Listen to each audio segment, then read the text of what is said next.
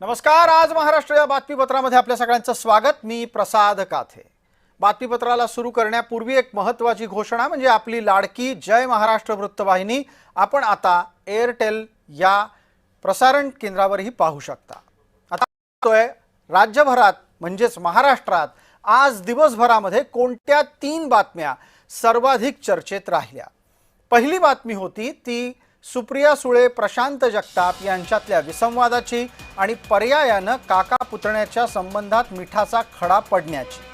अजित पवारांच्या सोबत जायचं नाही या भूमिकेवर सुप्रिया सुळे ठाम दिसतायत।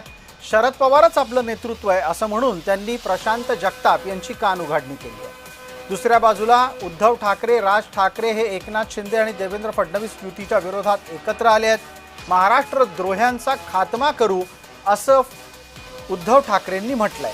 उद्धव आणि राज यांच्या युतीनंतर महाराष्ट्रभरामध्ये आनंदोत्सव त्यांच्या कार्यकर्त्यांनी साजरा केला।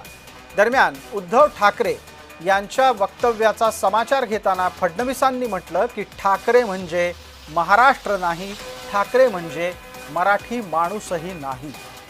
तिसरी बातमी आहे ती आपल्या सगळ्यांशी अत्यंत थेट निगडीत आहे। तो विषय आहे सोन्या चांदीच्या वाढत्या दराचा। चांदी प्रति किलो 2,27,000 झाली आहे, तर सोनं हे प्रति तोळा 1,41,000 झालंय। तुळशीच्या लग्नाच्या नंतर लग्नाचे मुहूर्त सुरू होतात, त्यामुळे आता सोने खरेदी चांदी खरेदीच्या निमित्तानं बाजारात पोहोचलेल्या अनेकांना खिसा जास्ती रिकामा करावा लागणार आहे।